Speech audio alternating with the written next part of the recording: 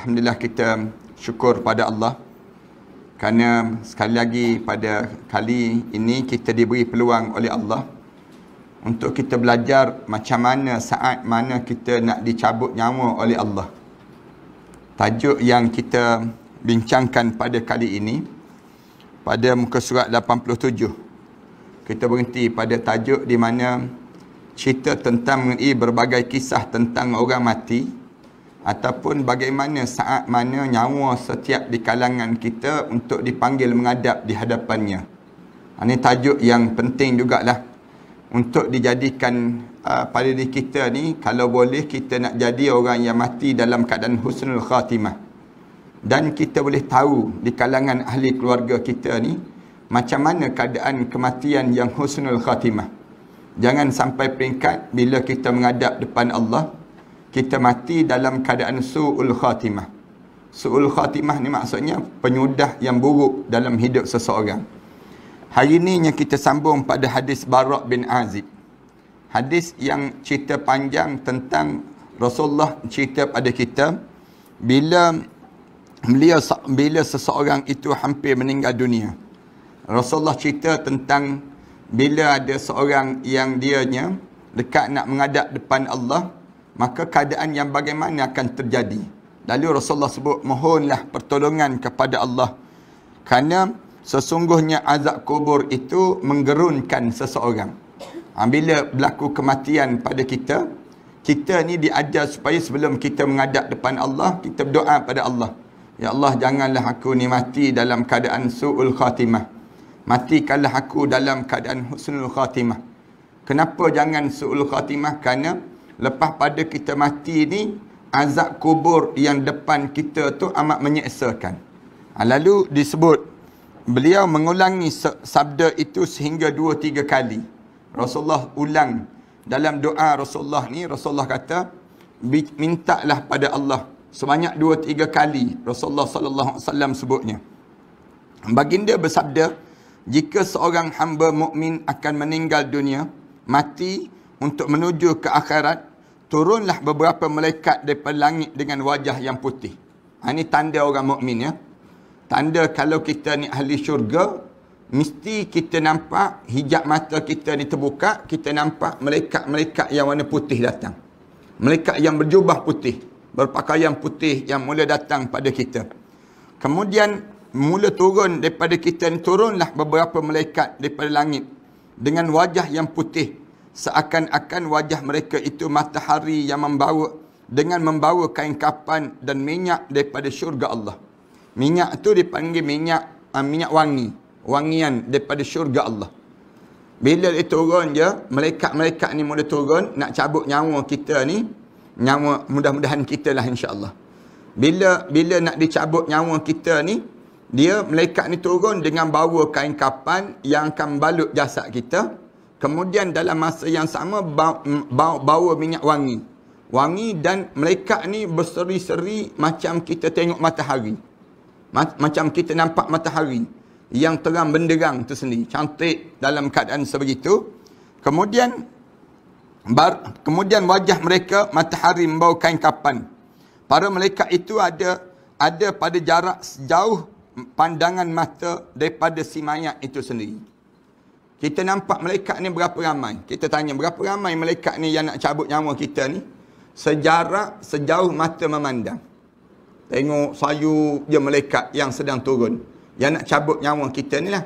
Bila kita nak menghadap depan Allah. Kemudian dalam riwayat yang lain sebut, paling tak ramai malaikat yang turun pada orang mukmin ni seramai mana? Yang paling sedikit di kalangan malaikat yang turun, seramai lebih kurang 40,000 orang para malaikat. Ini dalam riwayat yang lain ceritalah. Maknanya malaikat itu turun nak cabut nyawa seorang je mukmin.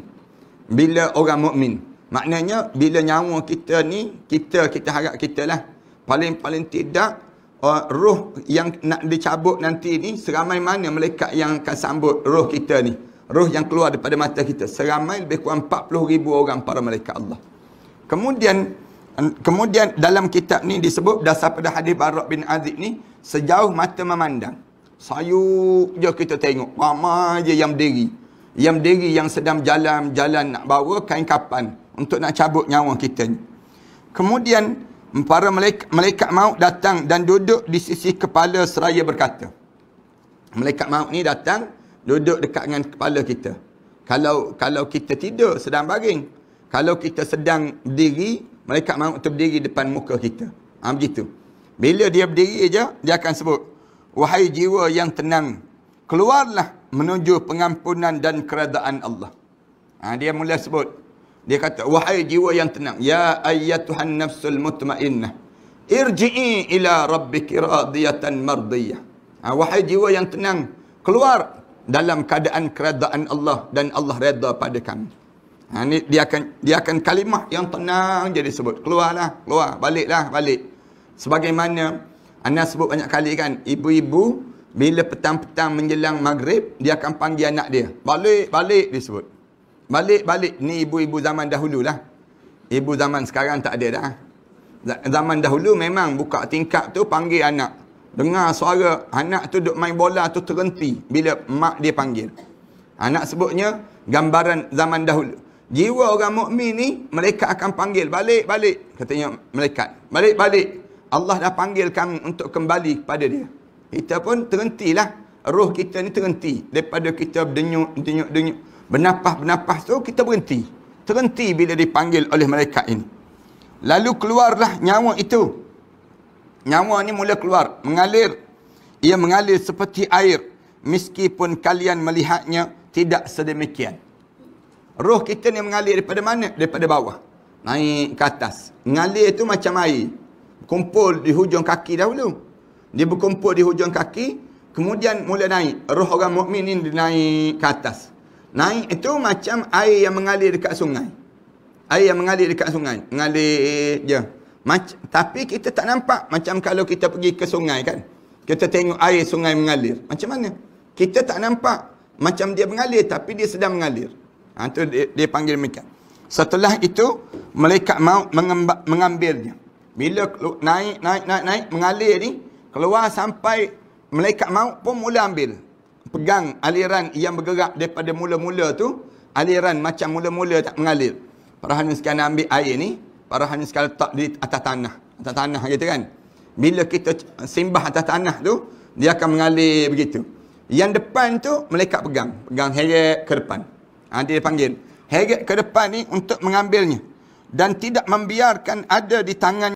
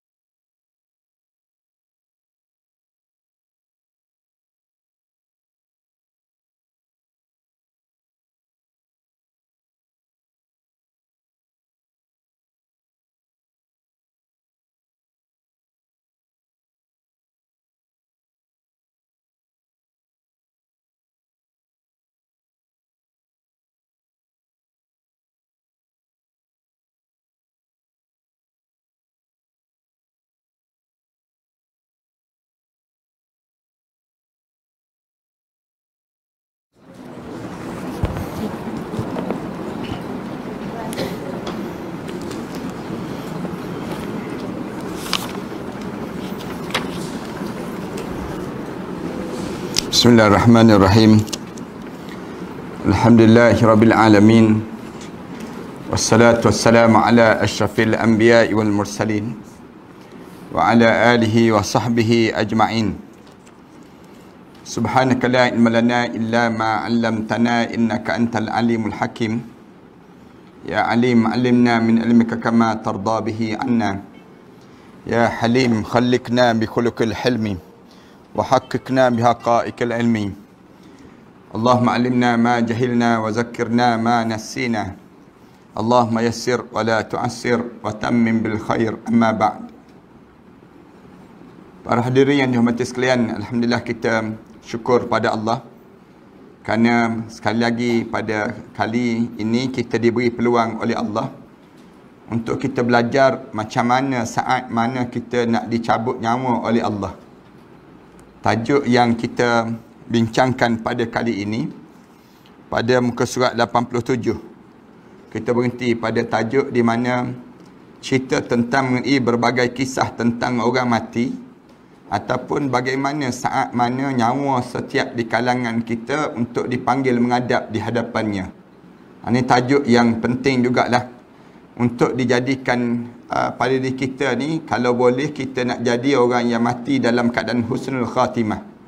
Dan kita boleh tahu di kalangan ahli keluarga kita ni macam mana keadaan kematian yang husnul khatimah. Jangan sampai peringkat bila kita menghadap depan Allah kita mati dalam keadaan su'ul khatimah. Su'ul khatimah ni maksudnya penyudah yang buruk dalam hidup seseorang. Hari ini yang kita sambung pada hadis Bara' bin Azib.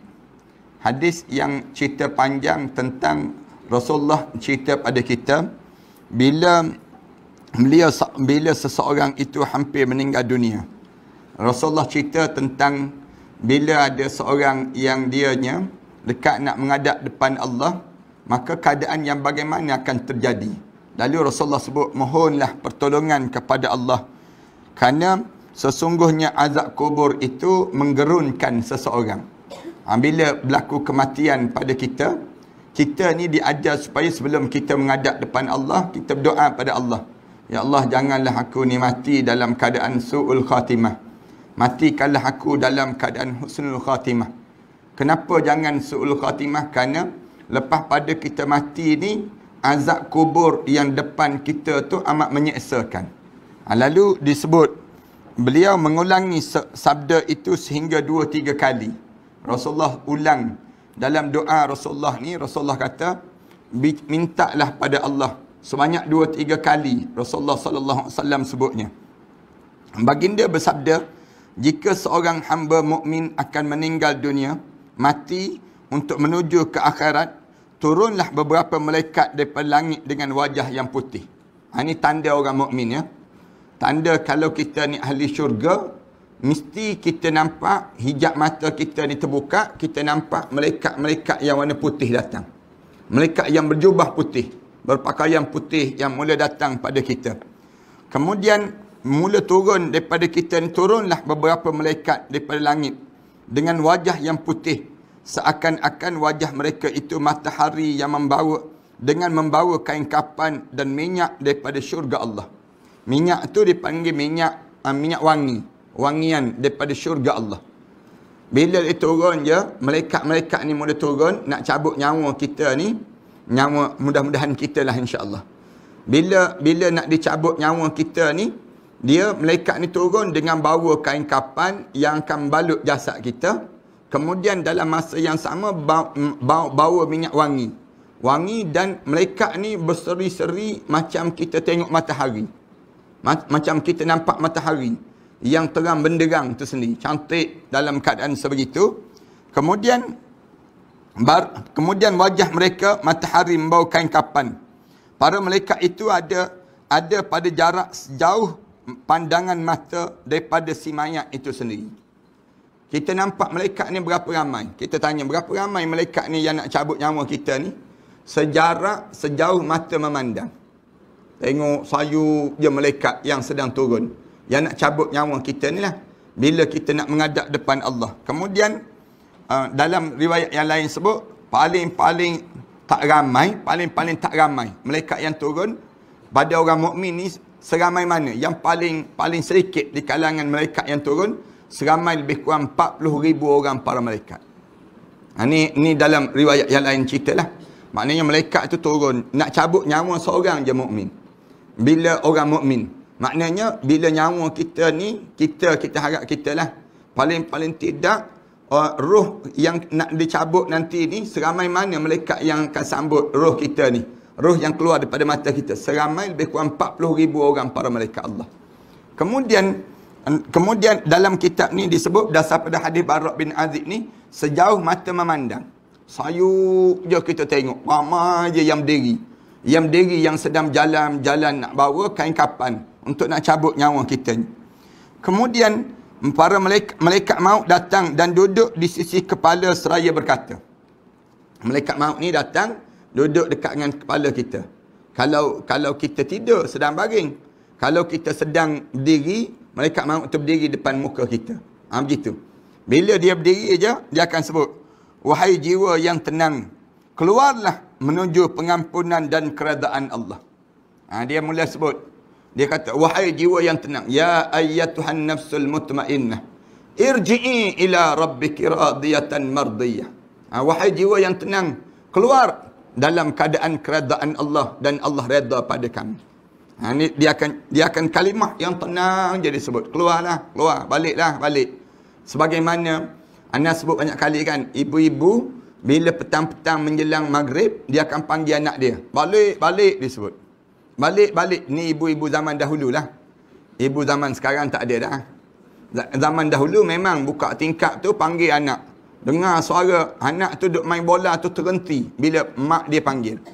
Anak sebutnya gambaran zaman dahulu. Jiwa orang mukmin ni, malaikat akan panggil, balik. Katanya malaikat, balik. Allah dah panggil kami untuk kembali kepada dia. Kita pun terhentilah. Roh kita ni terhenti. Daripada kita berdenyuk, bernapas tu kita berhenti. Terhenti bila dipanggil oleh malaikat ini. Lalu keluarlah nyawa itu. Nyawa ni mula keluar, mengalir. Ia mengalir seperti air, meskipun kalian melihatnya tidak sedemikian. Roh kita ni mengalir daripada mana? Daripada bawah. Naik ke atas. Mengalir tu macam air. Kumpul di hujung kaki dahulu. Dia berkumpul di hujung kaki, kemudian mula naik. Roh orang mukmin ni naik ke atas. Naik itu macam air yang mengalir dekat sungai. Air yang mengalir dekat sungai. Mengalir je. Tapi kita tak nampak. Macam kalau kita pergi ke sungai kan. Kita tengok air sungai mengalir. Macam mana? Kita tak nampak. Macam dia mengalir, tapi dia sedang mengalir. Itu dia panggil mereka. Setelah itu, malaikat maut mengambilnya. Bila naik, mengalir ni, keluar sampai malaikat maut pun mula ambil. Pegang aliran yang bergerak daripada mula-mula tu, aliran macam mula-mula tak mengalir. Parahan sekalian ambil air ni, parahan sekalian letak di atas tanah gitu kan. Bila kita simbah atas tanah tu, dia akan mengalir begitu. Yang depan tu, malaikat pegang heret ke depan. Dia panggil heret ke depan ni untuk mengambilnya. Dan tidak membiarkan ada di tangannya sekejap mata pun. Maknanya tak terlepas daripada sekelip mata pun. Bawa heret je. Roh ni keluar sehingga mereka meletakkan minyak wangi di dalam kain kapan si mayat itu. Lalu ditarik ni, kemudian masing-masing sambung menyambung, pegang.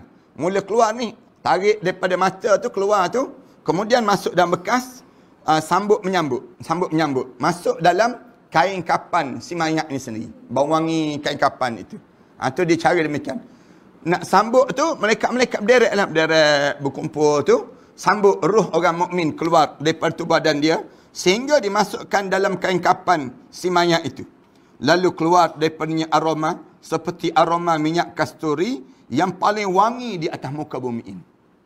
Bau wangi itu semerbak terus. Bila keluar tu bau semerbak wangi, kecuali dua makhluk tak bang. Apa dia? Yang tak bang, jin dan juga manusia. Makhluk lain ni bau wangi ni. Cicak dalam rumah tu bau wangi. Ikan dalam rumah tu pun bau wangi. Semua makhluk dalam rumah, kucing dan sebagainya, bau wangi itu bauan wangi kasturi. Bauan mis apa dia? Mis yang paling wangi atas dunia. Paling wangi atas dunia ni Kalau kita rajin berjalan kan, sampai berpuluh-puluh ribu. Berpuluh-puluh ribu. Parahan sekian masuk kedai minyak atar tu kan. Minyak wangi misal contohnya. Minyak atar, orang Arab kalau minyak atar kadang-kadang satu besar ni kecil je, satu tolar misal contohnya.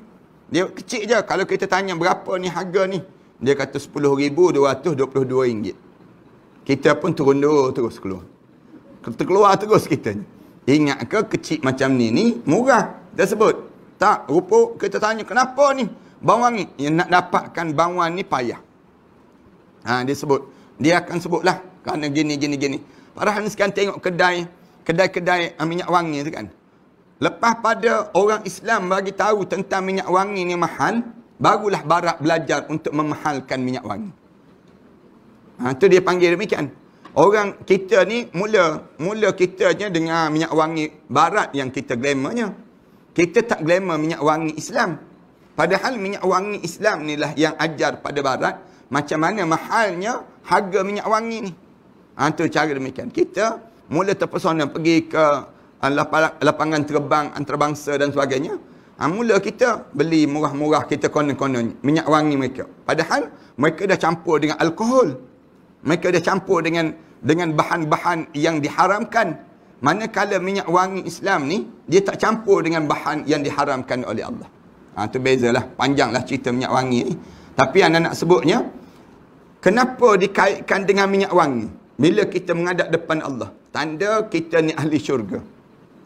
Sebab tu orang ahli syurga ni dia akan rasa bagaimana kemanisan dan keindahan. Dia akan rasa bagaimana kesedapan bauan. Dia panggil demikian. Ni ahli syurga. Ahli syurga dia akan nikmat benda-benda yang demikian. Sebab tu kita ni dilarang daripada duduk dalam keadaan yang terperak bau masam je. Tak boleh. Islam larang. Makruh hukum dia. Kita duduk kawasan-kawasan demikian. Kawasan kotor kita dilarang. Dengan tujuan nak suruh, bila kita menghadap depan Allah pun, kita dalam keadaan ahli syurga kan. Bau wangi je. Tu badan kita pun sama. Anas pesan dah pada jemaah-jemaah kan. Kalau jemaah-jemaah nak masuk syurga, sentiasa berwangi-wangian. Untuk kita ni semakin tua kita, semakin wangi. Semakin tua, semakin wangi. Kawasan kita ni pun sama juga. Bagi tahu pada anak-anak kita. Kalau kita sakit, jangan bau hapak air kencing. Jangan. Kan kadang-kadang kita sakit, terbaring kita kan.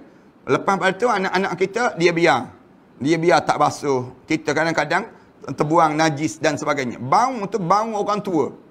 Bau busuk. Badan ni bau busuk. Badan kita ni. Larang. Islam larang. Islam suruh wangikan kawasan itu. Sembuh minyak wangi. Kemudian basuh. Bersih. Biar bersih. Walaupun ibu kita ni sakit, walaupun ayah kita ni sakit, terbaring, jangan dia duduk dalam kawasan kotor. Jangan. Kerana apa dia? Nak suruh dia masuk syurga kan? Bila nak suruh dia masuk syurga tu, bau wangi tu. Rambut dia pun berminyak je. Kita sapu minyak zaitun di rambut dia. Kemudian nampak kemas dia tu badan dia. Nampak bersih dia, janggut-janggut dia dibersihkan. Misai dia dikumiskan dengan cara yang baik. Dengan tujuan apa dia? Ni tengok tanda ahli syurga Allah Subhanahu Wa Taala. Itu kena ada pada diri kita demikian. Orang kita ni kalau dia sakit, kita biar kadang-kadang duduk atas katil yang buruk tu kan. Tilam pun dah lusuh dah. Tak nak tukar kita. Dah 6 bulan, 7 bulan tukarlah. Tilam-tilam tersebut. Jangan kita biarkan. Anak-anak ni pula jawab. Dia kata, rugi duit Ustaz dia sebut. Rugi nak beli tilam baru. Rugi nak. Dia kira rugi je. Dia tak kira nak dapat pahala. Yang sepatutnya dapat pada diri kitanya. Berlumba kita ni, adik-beradik ni berlumba. Tukar. Bila pergi ziarah ibu kita kan. Ibu kita ni tengok kain apa dia cadar tu. Dah sama je sejak mula-mula dia sakit. Sampai hari ni. Tukarlah pada cadar yang baru. Tukar kepada keadaan yang baru. Sentiasa dia tu fresh. Dalam keadaan wangi je sekitar pada tu badan dia. Sayang kan. Anak pergi banyak dah. Anak pergi ziarah rumah-rumah orang sakit. Kadang-kadang semakin dia sakit tu, semakin kita tak berapa nak masuk dekat. Itu yang tak betul tu. Di kalangan kita. Jangan. Kerana dia nak meninggal dunia kan. Bila dia ni dah sakit. Dah kita tahu dah. Dia ni dah lumpuh dah. Tak boleh bangun dah dan sebagainya. Kitanya biar pastikan sentiasa bersih.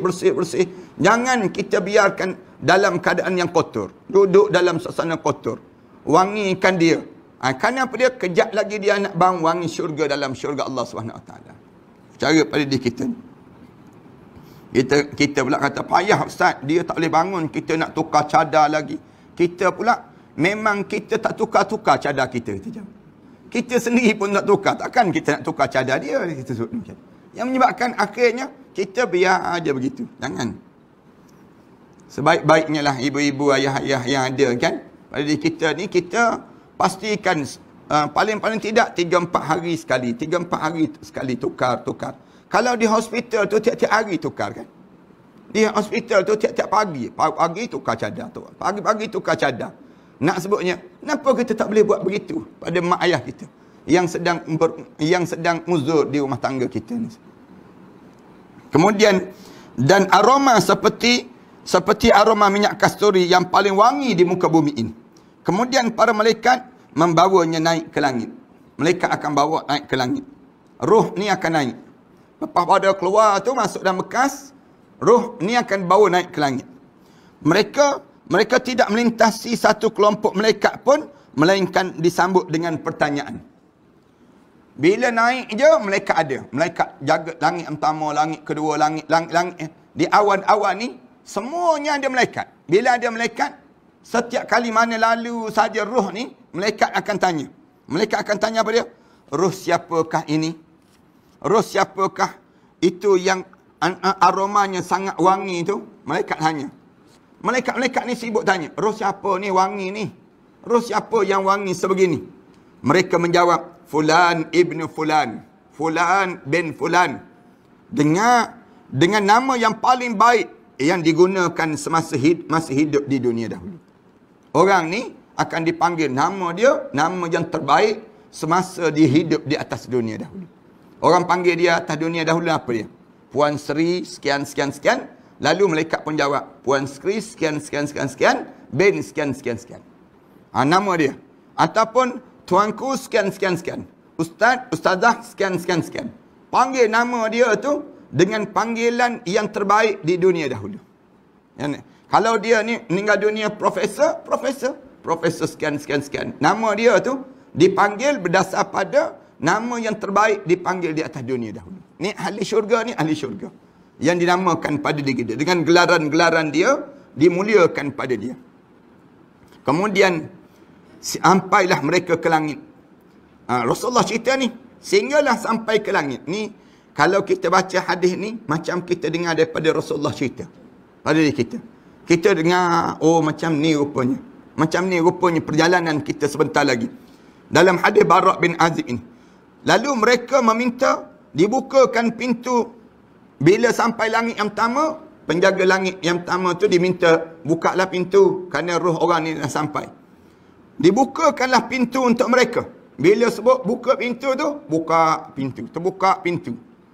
Dia terbuka pintu ni, selanjutnya mereka menghantarkan roh itu bermula daripada langit yang terendah hinggalah ke tingkat langit yang tertinggi, iaitu di tingkat yang ketujuh. Perjalanan tu kita rasa zoom naik. Naik itu kita tanya, rasa macam sekarang ni ke Ustaz? Ya, rasa macam sekarang. Macam kita naik kapal terbang kan? Bila kita naik ke kapal terbang tu lagi sayup naik ke atas. Lama-lama kita terpandang tak ada dah kat bawah. Kita demikian. Bila kita meninggal dunia, rasa naik naik. Naik itu sampai langit yang pertama tu, perjalanan di antara langit ke langit yang kedua tu, rasa pula perjalanan. Naik. Orang mukmin ni Allah tunjukkan kemuliaan untuk diri dia. Dipermudah pada diri dia, dipanggil demikian. Kalau kita nak naik kapal terbang tu pun ada beza kan. Orang nak naik kapal terbang business class dengan orang naik economy class. Beza lah. Beza terus lah. Tu naik kapal terbang. Ni nak menghadap depan Allah. Beza juga. Orang yang soleh dengan orang yang tak soleh. Beza. Cara entertain malaikat ni, malaikat entertain kita ni macam mana? Cara malaikat layan kita. Kalau kita nak pergi jumpa dengan orang-orang besar, orang yang hebat-hebat, pun lain cara dia. Dia tak sama. Tidak kata sama. Parahan sekian nak berjumpa dengan orang-orang tertentu. Sama apa? Tak sama. Kita nak berjumpa. Kalau nak berjumpa dengan tuanku lain. Nak berjumpa dengan menteri lain. Nak berjumpa dengan Allah nak berjumpa sama-sama kita ni pun lain. Dia ajar demikian. Allah, dia buat demikian juga. Bila kita nak menghadap, nak berjumpa dengan dia ni, bila kita mati, nak berjumpa dengan dia, Allah layan cara berbeza. Layan cara berbeza. Disebut pada malaikatnya. Kemudian, dibukakan pintu untuk mereka.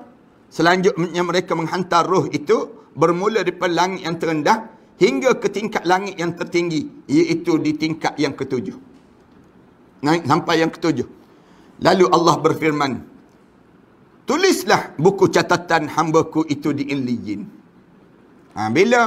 Bila menghadap depan Allah, Allah sebut, tentukan dia di kalangan ahli syurga Illiyin. Mudah-mudahan kita semualah insya-Allah. Kita berdoa biar kita ni Allah sebut demikian. Tulis daripada diri dia buku catatan hamba Aku ini di Illiyin. Lalu kembalikanlah dia ke tanah, kerana sesungguhnya Aku menciptakan daripada tanah. Pada tanahlah Aku akan kembalikan, dan juga Aku akan keluarkan pada suatu hari nanti daripada tanah juga. Allah sebut, kembalikan balik dia ke tanah. Daripada tanah dia diciptakan, kepada tanah dikembalikan, daripada tanah dia akan dibangkitkan balik. Kemudian turun roh kita. Turun terus. Roh kita ni, bila Allah arahkan demikian, diturunkan roh ini. Bila turun saja, setelah itu roh tersebut dikembalikan kepada jasad. Lalu didatangi oleh dua malaikat yang kemudian didudukkan di hadapannya seraya bertanya. Bila turun saja roh kita ni, berdiri di hujung kepala masing-masing. Anak sebut, ni Rasulullah langkau terus, Rasulullah sebut terus, cerita dalam kubur terus. Sebenarnya, bila turun tersebut, dalam keadaan yang macam mana? Pada kebiasaan kita. Kita nampak siapa yang datang nak mandikan jenazah kita. Kita rasa siapa yang buka butang baju kita. Kita rasa saat mana orang toreh badan kita. Toreh badan kita nak buat operation ni, nak buat pembedahan. Kita rasa saat mana orang korek buka dada kita ni, tengok apa benda yang menyebabkan kematian kita. Terasa semua. Kita rasa saat mana orang usung jenazah kita, orang jahit balik badan kita. Kita rasa saat mana guntingan itu gunting perut kita. Rasa semua. Kita sebut pada orang yang gunting perut kita tu, orang yang buang barang-barang dalam perut kita ni, kita sebut pada dia, perlahan-perlahan sakit mati tadi belum habis lagi. Kita rasa semua. Di saat mana kita nampak ni asap yang keluar tu, berpeluh tu badan kita ni. Kita nampak semua. Orang usung jenazah kita, nak mandikan jenazah kita ni, orang yang berapa orang yang nak sembahyangkan jenazah kita nampak. Orang kapankan jenazah kita pun kita nampak. Orang usung jenazah kita sampai ke kubur pun kita nampak. Bila turun jenazah kita tu, masuk dalam kubur tu, orang tutup liang lahat kita, dengar tanah-tanah yang turun. Tanah-tanah yang turun. Nampak ujung kaki kita ni, berdiri dua orang malaikat muka dan nakir, warna hitam kebiru-biruan. Kemudian lepas itu orang timbul tanah kita ni, sampai parah lutut je. Sampai parah lutut kita je, lalu Allah sebut lalu di waktu itu, roh tersebut mula dikembalikan ke jasadnya. Rasulullah sebut, roh kita pun masuk balik dalam jasad kita. Bila dah ke bumi itu, sampai paras lutut je, sampai paras lutut, masuk roh kita dalam tubuh badan kita. Bila masuk roh dalam tubuh badan kita, lalu didatangi oleh dua malaikat yang kemudian duduk di hadapannya, seraya mula bertanya.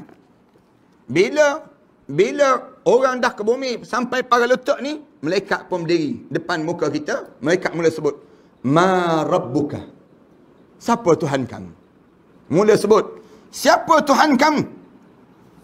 Lalu dia jawab, Allah adalah Tuhanku. Allahu Rabbi, dia jawab. Orang mukmin ni jawab terus, Allahu Rabbi. Rasulullah cerita ni orang mukmin. Bila roh masuk tu, malaikat tanya, Ma Rabbuka? Ma Rabbuka tu? Dia jawab, Allahu Rabbi, dia jawab. Mudah-mudahan kita lah insya-Allah. Dia jawab. Kemudian ditanya lagi, Wa ma dinuka? Apa agama kamu? Apa agama kamu? Lalu dia jawab, Al-Islamu dini. Islam agamaku. Orang mukmin ni akan jawab, Islam. Sebab tu anak sebut banyak kali, hidup ni jangan bercampur dengan selain daripada Islam. Jangan ada di kalangan kita percaya pada Islam separuh, liberal separuh. Jangan ada di kalangan kita Islam separuh, nasionalis separuh. Jangan mencampur. Jangan mencampur dalam hidup kita. Bila sebut Islam, masuk Islam semua. Ni tak. Raya puasa pun sambut, raya Christmas pun sambut. Raya Tapusan pun sambut juga. Yang tak tahan, gawai pun sambut juga. Ni orang Melayu kita ni. Ni agama apa kamu ni? Tersebut agama Islam ni, hanya Islam je. Wa man yabtaghi al-islami dinan falan yuqbala min. Siapa yang cari selain daripada Islam, dalam hidup dia tidak diterima di sisi Allah. Tak boleh jawablah dia.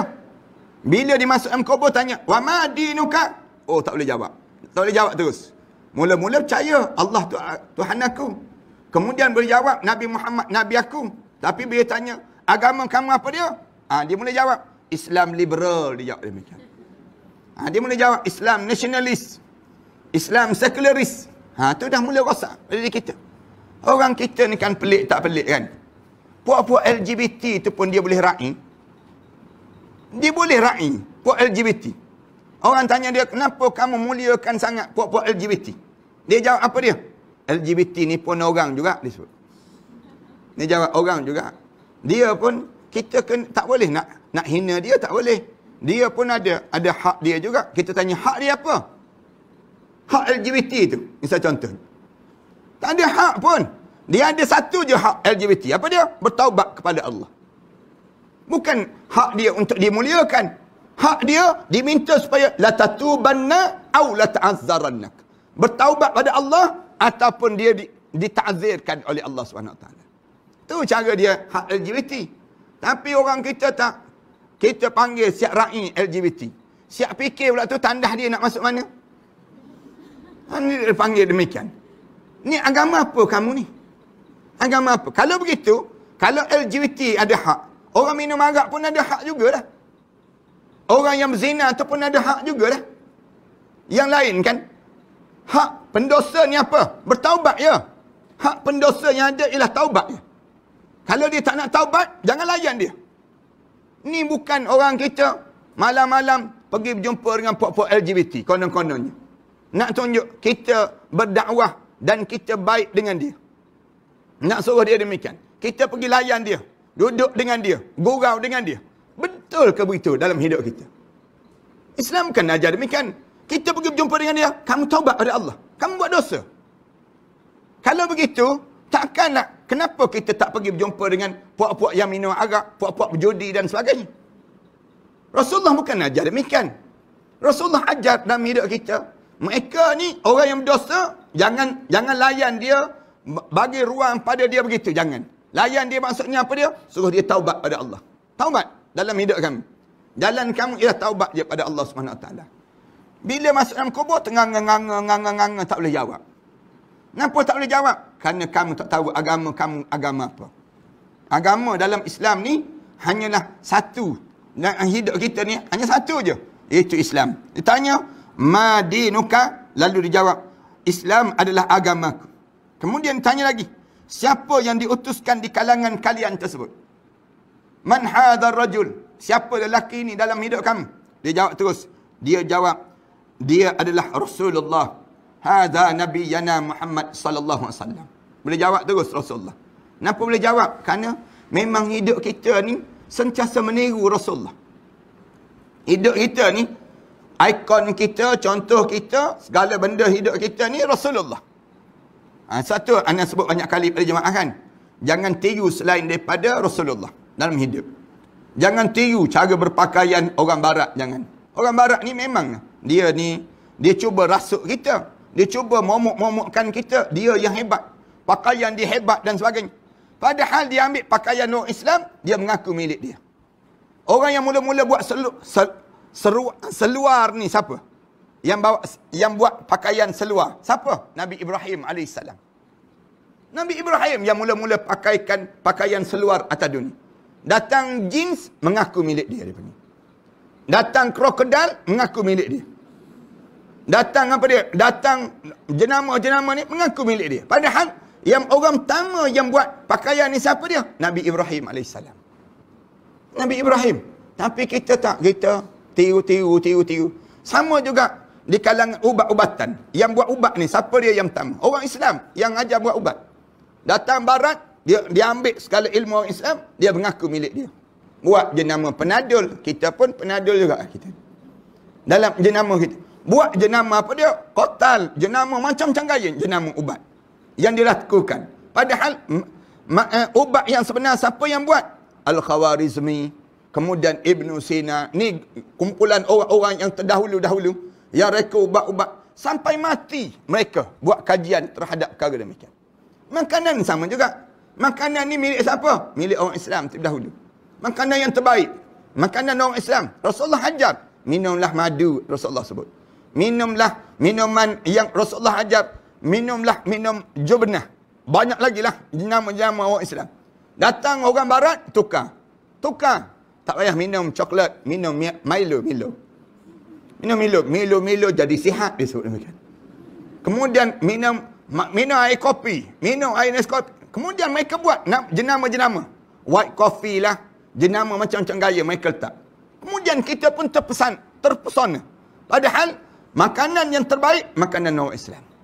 Makanan yang halal dan tayyibah dipanggil. Bila kita suruh beli makanan orang Islam terdahulu, beli produk Muslim dahulu, marah pula. Orang kita marah. Yang peliknya, orang Islam sendiri marah pada orang Islam. Janganlah beli produk orang Islam saja. Belilah juga produk orang bukan Islam disebut. Nanti ekonomi kita tak seimbang, katanya mereka. Mereka sebut demikian. La ilaha illallah kita sebut. Dah kalau mati nanti orang bukan Islam boleh tolong kita.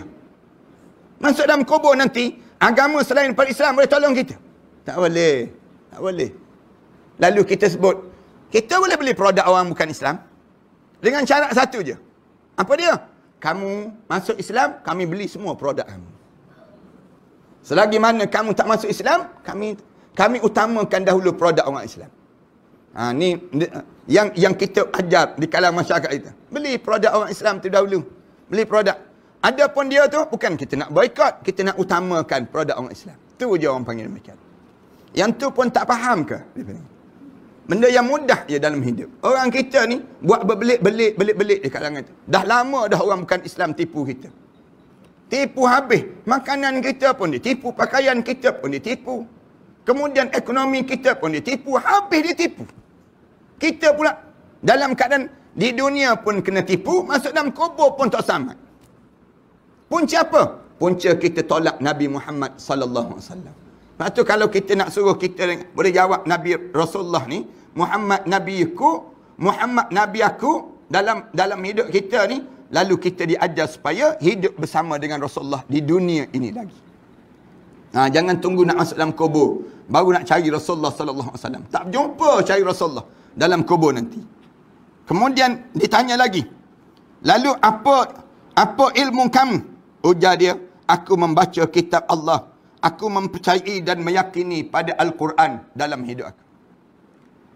Madza kitabuk? Apa kitab kamu? Kamu ikut panduan apa dalam hidup kamu? Kita jawab, Al-Quran kitabi. Al-Quran kitab aku. Aku hidup dengan Al-Quran, aku mati dengan Al-Quran. Aku berjalan dengan Al-Quran. Segala hidup aku dengan Al-Quran. Jadi panduan dalam hidup aku. Lepas tu, anda sebut banyak kali pada jemaah kan. Kalau jemaah tak boleh baca Quran, jemaah pastikan sebelum kita mati ni, kita salin balik Al-Quran Karim. Salin Al-Quran. Siapa yang tak boleh baca Quran, tiap-tiap hari kerja dia menyalin balik Al-Quran. Sebelum dia mati. Supaya bila dia mati nanti dia boleh jawab balik. Ya Allah, aku dah salin dah Al-Quran. Aku dah ada Quran, sebiji Al-Quran. Aku tulis tangan aku sendiri. Ni cara demikian. Kenapa? Kerana dosa kita ni dosa tangan kan akhir-akhir ni. Dosa tangan kan. Dosa menaip, dosa SMS, dosa update WhatsApp. Dosa apa dia? Dosa kita ni banyak sangat dosa kita. Dalam hidup kita. Dosa jari je. Jari-jari kita ni buruk sangat kita menaip benda-benda yang tak baik. Tulis kadang-kadang kasar kita dengan suami kita. Kadang-kadang kasar kita dengan jiran tetangga kita. Kasar dalam WhatsApp group. Sampai orang left group kerana dia. Nak sebutnya kerana jahatnya kita ni sendiri. Salin balik dah. Salin balik tulisan Al-Quran tu. Biar kita kafarah dosa kita ni dengan kita telah salin Al-Quran Karim dalam hidup kita. Allahu Akbar. Orang kita Quran malah baca, WhatsApp rajin baca. Quran malas. Kadang-kadang pagi-pagi celek-celek mata tu, pegang handphone dulu. Tengok apa? Tengok WhatsApp. Baca WhatsApp. Orang tanya, kenapa baca WhatsApp? Tak boleh lah, kena tahulah perkembangan terbaru kita pada pagi-pagi ni. Nak tahu dia ni. Nak tahu apa dia? Nak tahu trafik jam ke tak jam. Tu je rupa-rupanya dia. Yang jiwa dia jam, dia tak kira. Jiwa dia sedang kacau. Kacau bilau dengan apa dia? Dengan dunia. Hidup kita ni, ramai orang kita ni hidup dengan cintakan dunia kan. Mencintai dunia sehingga tertinggal akhirat. Itu perangai yang kalau parahan sekalian nak kikiskan penyakit dalam diri kita ni, kikiskan penyakit cintakan dunia. Cintakan dunia ni. Habis tu nak masukkan dalam jiwa kita ni apa dia? Cintakan akhirat. Cintakan akhirat. Membayangi malam tamu kita dalam kubur macam mana. Bayang pada diri kita, malam kedua, saat mana ular tu jalan merewang ke belakang kiri kanan kita ni. Malam ketiga, keluar ulat-ulat besar daripada tubuh badan kita. Cuba bayangkan suasana tu. Nak buat macam mana nak suruh mati ni? Ulat-ulat ni. Nak buat macam mana? Bau badan kita ni semakin tengik baunya. Nak buat macam mana nak suruh jadi wangi pada saat tersebut. Sekarang ni. Kita sedang berusaha dah. Orang tanya, macam mana nak suruh jangan keluar ulat tu? Bayang lipan kala jengking depan mata kita ni. Lipan merah-merah tu merayap atas muka kita ni. Cuba bayangkan macam mana saat tersebut. Ni semua ni kalau orang mukmin, dia kata aku boleh padamkan. Aku boleh padam benda ni. Tak ada benda ni dalam kubur aku.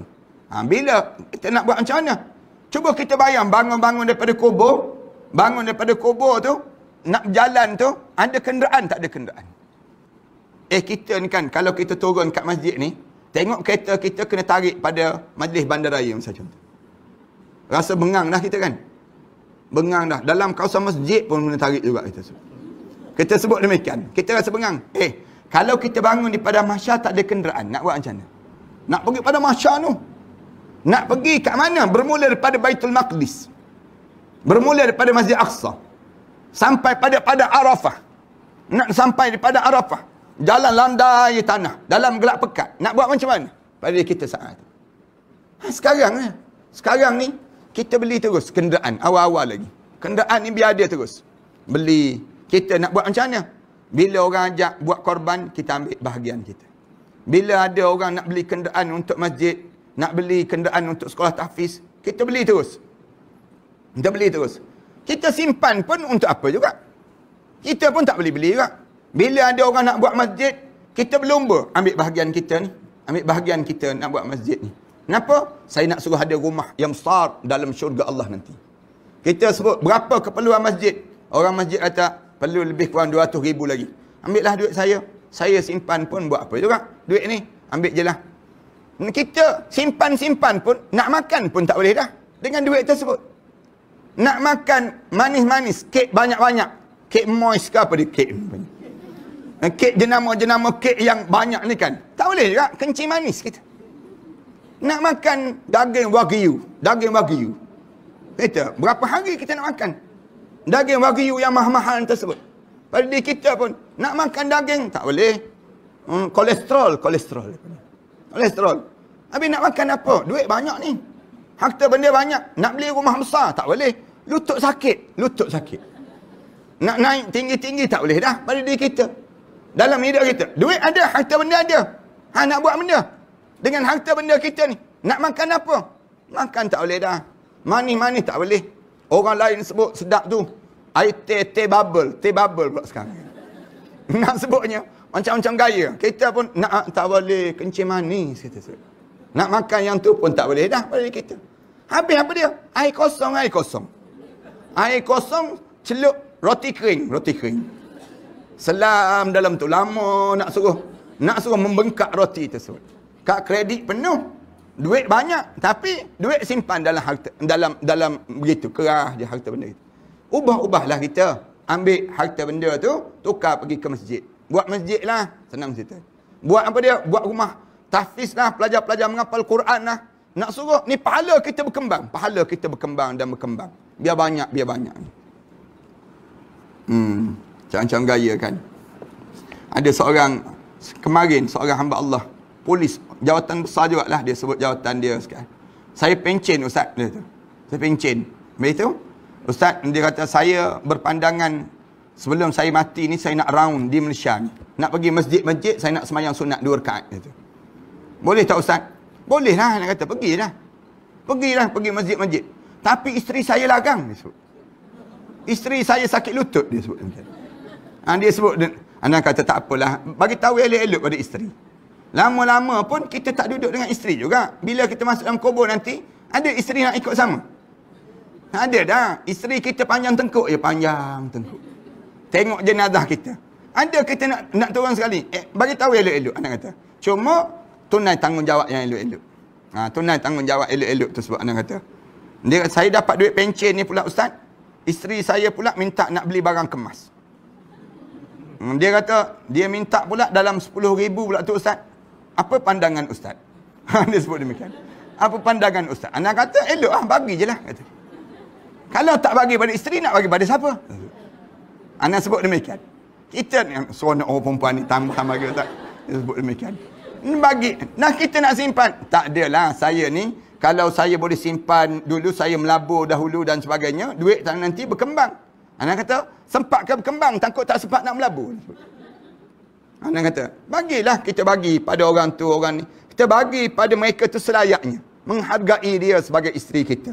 Dia jaga kita, dia anak sebut ni banyak ni. Nak sebutnya demikian. Oh, begitu ke Ustaz? Begitulah kata. Lepas tu anak kata, kalau tak nak bagi juga, bagi pada anak. Senang kata. Susah-susah sangat, payah sangat nak sebut banyak lagi kerja-kerja yang kita nak buat ni. Dia ada juga orang yang ialah bila dia kumpul duit, pencen dekat nak pencen, orang perempuan lain nampak, orang perempuan lain goda dia, kahwin dengan dia. Kahwin dengan dia. Ni ada juga begitu. Dia pun rasa muda balik. Kahwin seorang lagi. Bila dia kahwin seorang lagi, dia nampak benda lain. Yang ni pula, yang lama ni, isteri yang lama ni, dia biarkan begitu. Dengan anak-anak. Yang menyebabkan dosa dia buat demikian. Dalam hidup kita ni, lama dah dalam hidup kita ni, kita jaga, tiba-tiba, kita habiskan pada orang. Itu yang rosak tu. Ramai orang kita jadi begitu. Tak jaga dipanggil syariat Allah Subhanahu Wa Taala dalam hidup. Allah. Kemudian tanya lagi. Bila tanya, apa kitab kamu? Lalu dia jawab, kitabullah. Kemudian ada penyeru yang berseru daripada langit. Rasulullah sebut. Kemudian dengar suara daripada langit. Dalam kubur tu bergegar dalam kubur tu. Suara daripada langit, benar apa yang dikatakan hamba-Ku itu. Allah jawab terus. Betul, hamba-Ku tu sebut betul. Memang dia hidup begitu dan dia mati begitu. Maknanya hidup dengan penuh keikhlasan dalam beragama. Hamparkan baginya jalan ke syurga dan bukakan baginya pintu-pintu menuju ke syurga Allah. Allah sebut betul, yang dia sebut tu betul. Bila sebut betul tu, hamparkan jalan dia ke syurga dan buka segala pintu-pintu syurga untuk diri dia. Bila sebut saja begitu, malaikat tanya dia, hamba Allah, nak hidup balik tak? Nak hidup balik? Tak ada seorang pun jawab nak hidup balik. Bila orang dah meninggal dunia, orang mukmin masuk dalam kubur, tak jawab. Ya, nak hidup kembali, tak nak dah. Nampak tak nak? Nampak dah tempat dalam syurga. Nak hidup balik, nak masuk neraka. Hidup balik ni penuh dengan penyiksaan. Hidup atas dunia ni kan, Rasulullah sebut, ad-dunya sijnun lil mu'min. Dunia ni penjara bagi orang mukmin. Wa jannatul lil kafir. Dan menjadi syurga bagi orang kafir. Takkanlah nak hidup balik, hidup dalam terpenjara balik. Naklah. Bila nampak tempat dalam syurga tu, malaikat tanya, nak hidup balik? Tak nak. Tak ada seorang pun jawab nak hidup balik kecuali orang mati syahid. Lalu dia akan mendatangi syurga daripada pintu yang aromanya sangat wangi. Rasulullah sebut. Roh ni pun diterbang. Semua terbang terus di pintu-pintu syurga. Bau syurga tu wangi. Tak boleh nak bayang. Wanginya syurga, bau terus. Dalam burung yang warna hijau, roh orang mukmin ni.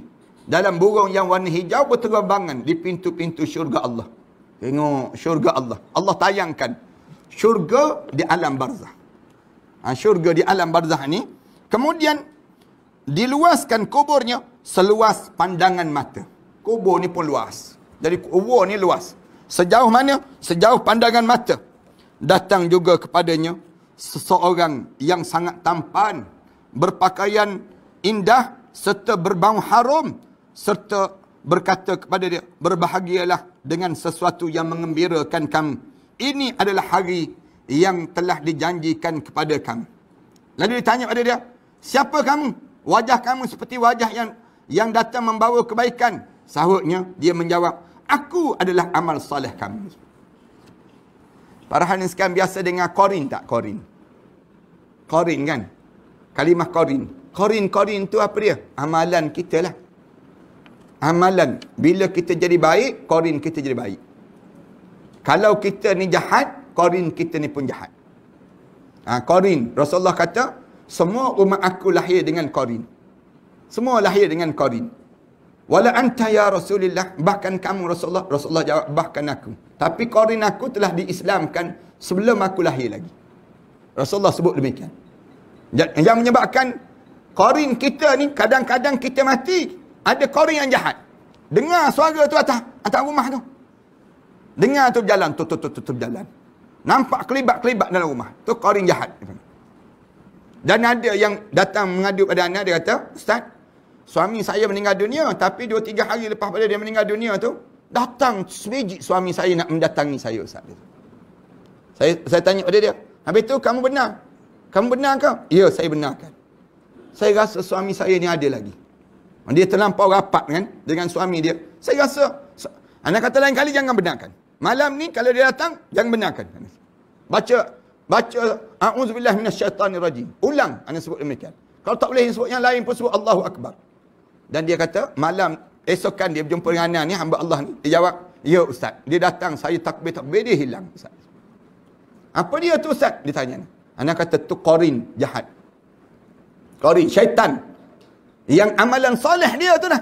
Amalan soleh. Yang dia, waktu mana amalan jahat dia, waktu mana dia hidup dahulu, dia buat amalan jahat, jahat tu datang balik. Datang tu, menyamar dalam bentuk manusia. Sebenarnya dia bukan manusia, dia bukannya orang, tapi dia tu qarin yang jahat. Qarin yang jahat. Kena faham betul-betul ni konsep ni. Ramai orang kita ni tak faham. Sedangkan qarin yang baik ni, bila masuk dalam kubur tu, dah selesai saja, berubah jadi cantik, jadi tampan pemuda. Kita tanya, engkau ni siapa? Nampak sado je misal contoh. Engkau ni siapa? Nampak handsome je, berdiri tegak ni, siapa? Dia pun jawab, aku amalan soleh kamu. Sebab tu orang perempuan jangan cemburu sangat dengan bidadari, dia panggil. Kan ada orang perempuan kata, cemburu Ustaz dengan bidadari. Tak payah cemburulah. Bidadari itu kejadian yang Allah jadikan malaikat, dia panggil kalangan malaikat. Yang kamunya Allah bagi pada kamu pemuda yang hebat waktu mana dalam kubur lagi. Mula-mula dalam kubur lagi. Masuk dalam kubur tu, ada dah pemuda yang hebat, yang tegak, yang dalam keadaan cantik, handsome ni. Daripada mana? Amalan soleh yang kita buat di atas dunia. Daripada sini yang nak sebut ada jemaah. Hidup ni jangan bergantung dengan orang, tapi bergantung pada Allah. Silap besar kalau jemaah hidup bergantung dengan suami jemaah. Silap besar kalau hidup kita ni bergantung dengan isteri kita. Silap besar dalam hidup kita ni bergantung sesama makhluk. Jangan. Kalau kita bergantung sesama makhluk, kita akan hilang Khalik. Kita akan hilang Allah. Tapi kalau kita bergantung pada Allah, Allah akan menyempurnakan segala-galanya dalam hidup. Ini hidup kita ni, jangan saling bergantung sesama makhluk. Jangan. Orang tanya, kamu ni jadi kuat, jadi hebat. Ada suami tak Ustaz? Kalau tak ada suami, tak kuat sangat saya. Kita jawab, bukan begitu. Saya jawab, jangan bergantung dengan suami. Suatu hari suami kita ni meninggal dunia. Ataupun suami kita ni buat PL. Waktu tu macam mana kita? Feras yang amat sangat. Allah jadikan demikian. Jangan. Hidup ni bergantung pada Allah. Kamu nak buat macam mana pun, itu perangai kamu. Kamu jawab depan Allah. Yang penting, aku bergantung pada Allah. Tawakal pada Allah. Habis tu kita suami isteri ni dah bergantung pada Allah, tak payah layanlah suami kita sebut demikian. Tak, bukan. Kita saling kuat menguat. Saling kuat menguat di antara satu sama lain. Ba'dukum awliya'u ba'. Saling sempurna menyempurna di antara satu sama lain. Itu sifat orang mukmin. Orang mukmin ni dia saling mengkukuh mengukuh. Kita dengan jiran tetangga saling kuat menguat. Kuat menguat ke mana? Kuat menguat ke syurga Allah. Kuat menguat ke syurga Allah. Sebut ada suami kita, bang, bawakan saya ke dalam syurga Allah. Jangan biarkan keluarga kita ni mati masuk dalam neraka Allah. Suami pun jawab, ya tolong bantu saya. Saya nak bawa keluarga ini ke syurga Allah. Biar jelas kan. Anda biasa sebut kan, kalau ada orang masuk meminang anak perempuan kita, tanya terus dia, kamu nak kahwin dengan anak perempuan saya, kamu nak bawa ke mana? Dia jawab, nak bawa ke Port Eastern je makcik. Dia sebut demikian. Baik tak payah. Menyampah aku, kita sebut demikian. Sebut terus terang pada dia. Nak bawa ke mana? Dia jawab, nak bawa ke syurga. Kahwinkanlah dia. Kahwinkanlah dia. Nak bawa ke syurga ni jelas. Kamu jangan tinggal solat. Kalau kamu nak bawa ke syurga. Kamu jangan sepak terajang anak perempuan aku ni. Jangan kamu cuaikan tanggungjawab kamu sebagai suami. Bila kamu nak bawa ke syurga. Kamu tahu kan, bila dengar orang azan, terus pergi sembahyang. Tak payah tunggu isteri beletir lah. Senang ceritanya. Kerana kamu nak bawa ke syurga kan. Bila nak bawa ke syurga dia jelas. Hanya soalan demikian. Bila nak akad nikah tu pesan pada suami kita. Kahwin, bila nak akad nikah tu, khutbah nikah tu, sebaik-baiknya suami kita sendiri. Khutbah nikah untuk yang disebut dengan menantu, bakal menantu yang masuk dalam keluarga kita. Waktu mana akad nikah tu bagi nak khutbah nikah tu sebut terus, wahai pemuda, sekejap lagi kamu akan memikul tanggungjawab anak aku di belakang kamu pula. Wahai anak muda, pastikan kamu bawa anak perempuan aku ni dan keturunan yang lahir daripada dia ke syurga Allah. Kalau kamu tak boleh bawa ke syurga Allah, kami satu keluarga ni akan dakwa-dakwi kamu di padang mahsyar Allah. Terkencing budak muda tersebut.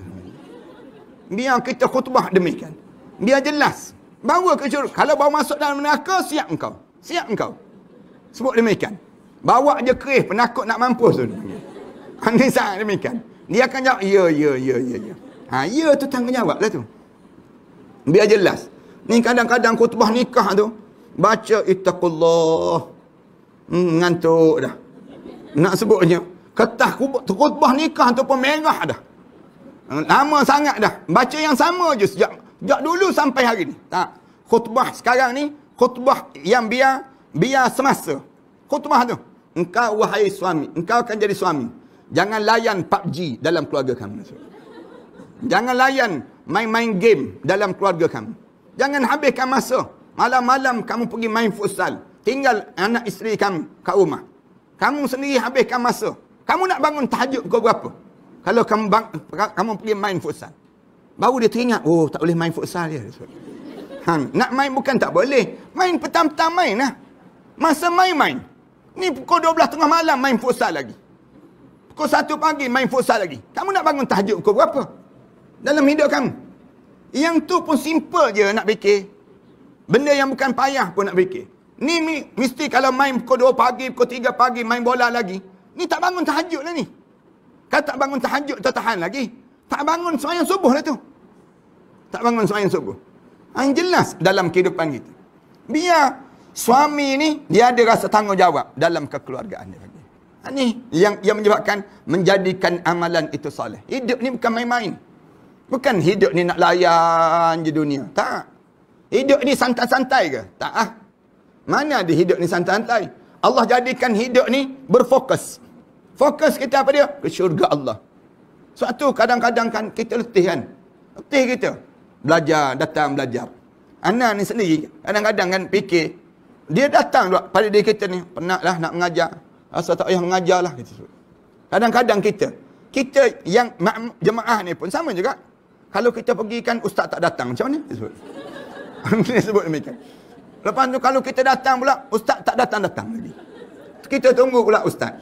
Kita ni, bayangan tu sentiasa hidup kita. Tapi kita jawab, tak apalah aku nak syurga Allah. Bila kita sebut, tak apalah aku nak syurga Allah ni, buatlah macam mana pun. Yang penting aku dapat pahala dalam hidup aku. Kita sebut demikian. Gagahkan sikit, kita rasa kuat kan? Jiwa kita ni kental sikit. Tak apalah. Kita pergilah juga. Lawanlah juga. Sehingga kan kita dipanggil menghadap di hadapan Allah. Kadang-kadang kan, macam Ana sebut banyak kali pada jemaah-jemaah sekalian. Kadang-kadang hidup kita teruji kan. Suami kita kejut. Malam-malam pukul 2 pagi kejut kita. Bangun, katanya suami. Bangun. Ada apa? Pergi goreng nasi pergi, dia sebut. Goreng nasi, dia sebut. Abang lapar, dia sebut. Suami kita. Agak-agak kita bangun tak bangun? Ada orang kata, bang, biar sedar diri sikit. Biar sedar diri. Ni pukul berapa ni bang? Pukul berapa? Ada orang dia bangun, pergi. Buat nasi goreng. Goreng, tong, nak marah. Nak marah pada kuali dah, kita. Nak tunjuk kita ni. Dia panggil nasi goreng kurang hajar, dia panggil demikian. Nak sebutnya demikian. Bagi, letak juga. Makan abang, makan. Kita sebut demikian. Suami kita nak uji kita je. Tapi kita nak kepahala ni, kita buat juga. Buat juga kita. Nak marah dalam hati kita ni, Allah sajalah yang tahu. Tapi kita buat juga. Kenapa? Aku harap kamu redha aku, ya Allah. Angkat tangan. Suami kita tengah makan tu, angkat tangan. Ya Allah, ampunkanlah dosa aku, ya Allah. Kita menitik air mata kita. Dalam keadaan yang kita sebut, ya Allah, banyaknya dosa aku dahulu, ya Allah. Kena kafarah, kena masak nasi goreng pagi-pagi ni. Nak sebutnya demikian. Ni ujian dalam hidup kita ni. Ni, maka kita dapat nampak semua amalan soleh kita dalam kubur tu berubah menjadi secantik-cantik keadaan demikian. Kita berhenti setakat ni lah, insyaAllah. Kita sambung pada akan datang nantilah. Dalam tajuk yang cerita tentang bagaimana kematian ini. Belum habis lagi ni cerita daripada Rasulullah sallallahu alaihi wasallam pada kita bagaimana saat kematian di kalangan orang mukmin ini sendiri. Sallallahu alaihi wasallam. La ilaha illallah Muhammadun Rasulullah alaihi salatullah wa alihi wal ahibba.